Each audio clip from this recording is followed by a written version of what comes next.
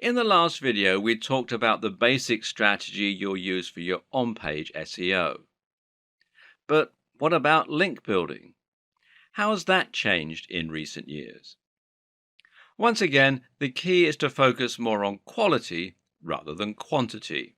If you once had 1,000 different links all coming from low quality websites, this could now actually stand to hurt your SEO as it will look like link spam.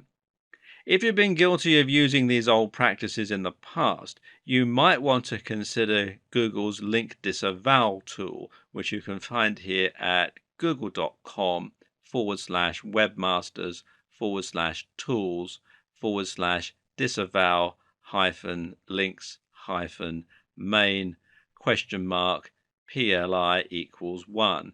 And there is a posting on Google's blog which explains how the tool works and everything, and you can read more about that at support.google.com/webmasters/2648487 HL equals EN. And what these tools do is it allows you to tell Google that you didn't ask for the low quality links and thereby prevent them from affecting your ranking. The fact that tools like this exist show that Google does still support good SEO, by the way. Once you've removed all your low quality links, you need to start looking for high quality links. Which ones are those?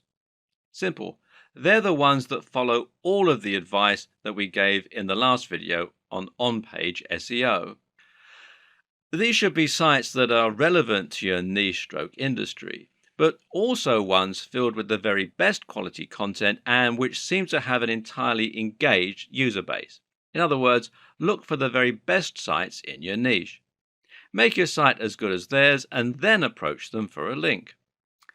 The sites that Google will rank highest for a particular search term are the ones that appear the most relevant and that have the best content and the best design. At the same time, though, they will also be the ones that have the most trust. This means Google considers them an authoritative resource and expects the information on their site to be accurate and well written. This is something that sites like Moz have tried to quantify with terms like trust flow. However, there's no defined method of determining a site's trust, and instead we have to infer the best strategies for building trust, as usual. What we do know is there are some sites that Google trusts absolutely implicitly. These are sites like harvard.edu, BBC News, etc. And how does it know it can trust them? Well, the current understanding is that Google will trust sites which either have a very well-organized brand name, like the BBC or The Verge, or sites that have .edu or .gov domains. So how can the rest of us thrive? Well, simple. We try to get links that come from those highly trusted resources. If you were able to get a link from BBC News, for example, this would absolutely transform your success. You would find you got hundreds of thousands of visits to your site simply from people clicking on your link, and this would result in hundreds or even thousands of dollars in AdSense and sales overnight. Meanwhile, if the content that was linked to was good, thousands of these people would post your link and share it. And more importantly, Google would sit up and take notice that the BBC had linked to your site. A highly trusted authority is linking to your site, suggesting that your site is also a highly trusted authority. This will be worth more to you than 1,000,000 links you bought, traded, or posted on link directories. If you can't get a link from the BBC, then where can you get a link from that will have a similar result? Unfortunately for many of us, it's nearly impossible to get a response from a massive site like the BBC, unless perhaps we have a newsworthy story and a useful contact. And so we're going to have to look elsewhere. A good place to start is with the Google News section of the SERPs. If you search for something like election results during an election, then you'll find that a few results are highlighted at the top of the page with an image and a snippet of text, as you can see here. Now, if you click here on the News tab, you can find more news and stories. Now, these news stories aren't manually curated, but are rather selected from sites that Google trusts. If a site is in Google News, then it's a pretty sure sign that that site has made it, especially in a competitive niche. And thus, it shows you exactly where you need to be getting your links from. If you can get links from any of these sites, then you're going to get almost the same boost as you would get from the BBC, although to a lesser degree.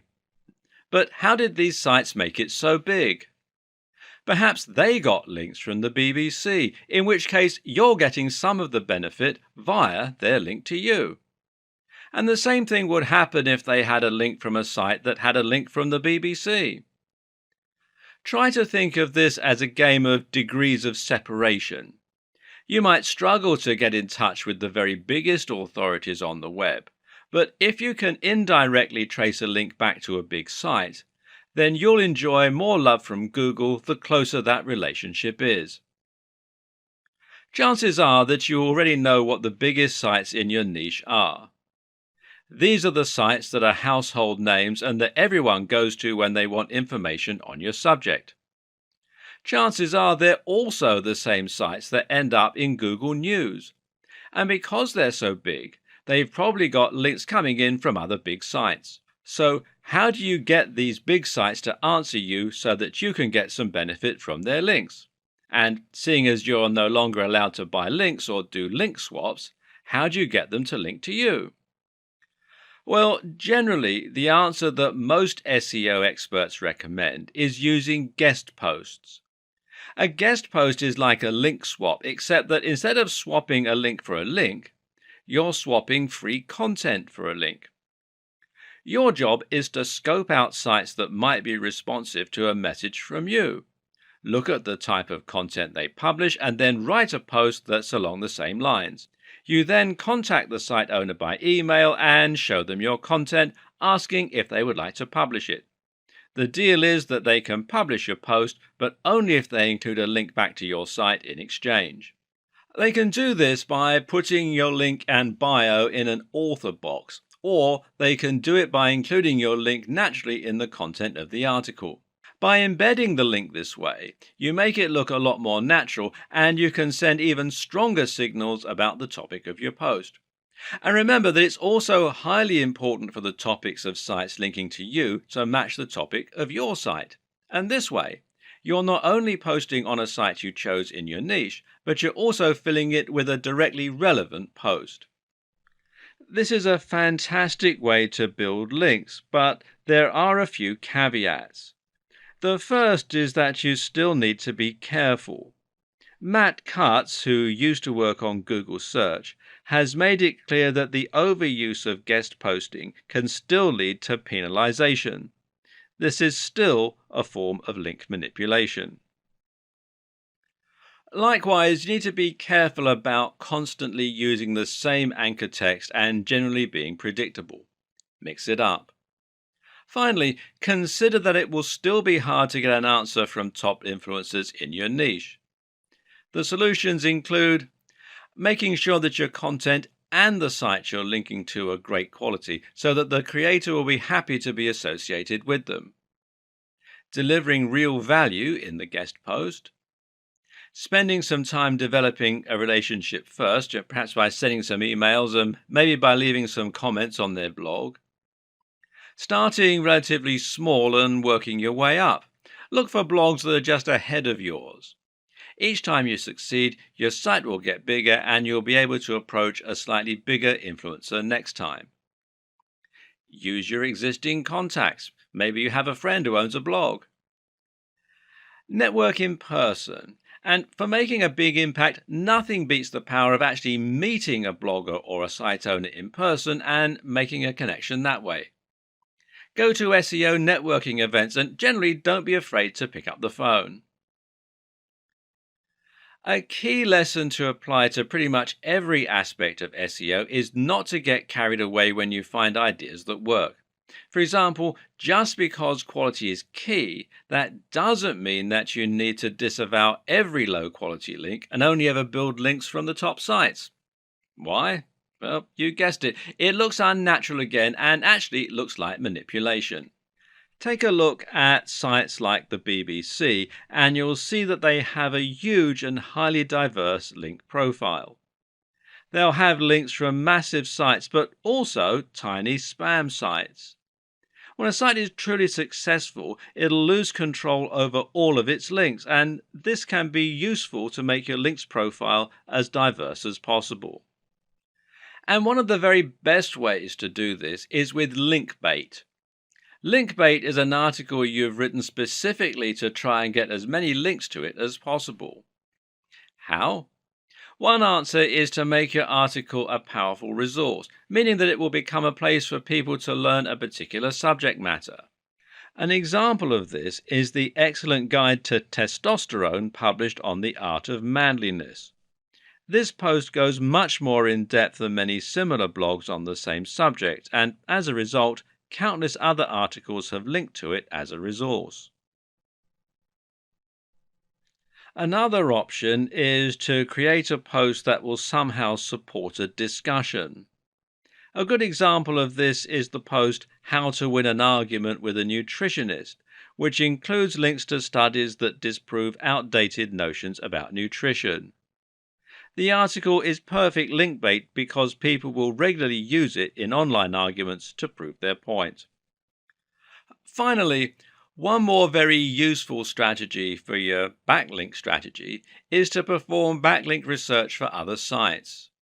Look at your competition and look at which sites have got the most traffic in your niche. Then, once you've found which ones those are, try to get links from the same site. Not only does this method ensure that you're going after the right links that have a proven track record, but it also helps you to find links that are likely to allow guest posts. If all of this is sounding a little complex, you might be considering skipping the hard part by outsourcing your SEO. But can you trust an SEO company to do the best possible job for your site and for your brand? While there are a ton of great SEO companies out there providing valuable work and helping companies to reach new heights in terms of their exposure and profits, the unfortunate fact of the matter is that there are probably more not so great SEO companies. These are the companies that didn't get the memo when Google changed. They're the companies that still insist on keyword stuffing and link spam. Worse still are the companies that knowingly don't do anything and just take your money. And the problem is that it isn't easy to tell the two apart. How do you know if your SEO company is offering great value for money or whether it's actually just twiddling its thumbs and sending you large invoices every few months? Now, this isn't a problem you face with most other industries. If you hire someone to paint your fence, then at the end of the day you can see the work they're doing and you can decide for yourself if you're getting your money's worth. Ultimately, your fence is either going to be painted or it isn't. There are no half measures. The same is true for cleaning companies and marketing consultants and for accountants. But when you hire someone to do SEO, you actually can't see the results right away. It can take months for SEO to have a positive impact on your site's ranking, and even when it's been done well, there's no guarantee you'll get to page 1. And worse, most people don't have a comprehensive knowledge of SEO, and so they don't know what the companies should be doing to help them get the best results. How can you check on someone if you don't know what they're meant to be doing?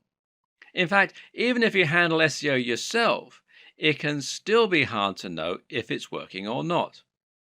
There are some metrics and tools you can use to measure how well your site is doing, though, and I'll talk about them in the next video. Good SEO means forgetting SEO and concentrating on your user. It also means forgetting SEO insofar as you're going to be trying to merge your different marketing strategies to create one bigger approach. It means trying to write amazing posts and share them on SEO so that you get more links, and it means writing great content that keeps people on your page longer. Stop thinking in terms of SEO and social media marketing, and instead think about your SEO in terms of content marketing. Regardless of your strategy, there is no doubt that content is absolutely the most important asset when it comes to attracting traffic and impressing Google. But just what is content marketing? Content marketing is about creating content that will help Google to find your site and posts and to ensure you rank highly in the search engine results pages. While this is a powerful and useful effect, though, it's actually only one part of what content marketing is all about. At the same time, content marketing is about building a relationship on your site and ensuring that people begin to trust what you have to say. It means demonstrating your knowledge and point of view to the point where people seek you out as an authority. Once you get to that point, you'll be considered an expert in your field and you'll be able to greatly influence your audience, possibly influencing their buying behavior. So, how do you get to this point? Well, the key is to think about the sites and blogs that have influenced you over the years and the ones you read regularly. This isn't about building trust with Google, but rather it's about building trust with your readers so they want to keep coming back. The main thing normally is delivering value. Each post you create for your blog should provide some useful and/or interesting information that is actionable. At the same time, it should offer something that isn't available elsewhere, and it should be in-depth and comprehensive.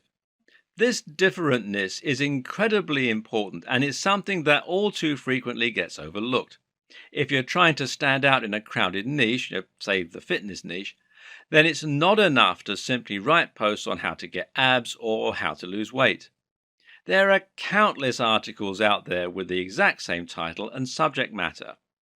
Instead, you need to concentrate on offering something that will be different, which might mean writing about an entirely new training method, or it might mean writing about something that examines the psychological motivation to train. Always ask yourself, would you read that content? Meanwhile, you need to be consistent in posting this kind of content, and you need to be smart with your branding. Your brand needs to evoke your mission statement and your ethos. People should know from your website design and logo alone exactly what kind of subject matter you're likely to deal in and what they can expect from your site. This is also how you can build brand recognition and a consistent image across different forms of marketing, including on different forms of social media. Write for a specific type of person and try to make your brand into a movement with a clear objective. That way, people can actually get excited about you and will really get behind what you're trying to do. But the main goal is to offer consistent value and to become a source that people can start to trust. That way, when someone searches for an answer to a question, they might read your post and be impressed. If you then come up in the search results again, they might recognize you and be more likely to click your listing over the rest. Then they might decide to look around the rest of your content after they've been impressed a few times. Eventually, you'll become their go-to source for answers in your niche. Well done. You just won at content marketing. The key is to consistently deliver value so that people come to your site for answers. And this is also, ironically, what will get other good sites to link to your site. This is the perfect example of emergent SEO. In this case, you're working with Google by writing amazing quality content, and Google is rewarding you. This is how you truly grow in an organic way. And content marketing like this also makes a lot of sense from a business perspective. That's because people will be much more likely to buy from you if they recognize, know, and trust your brand.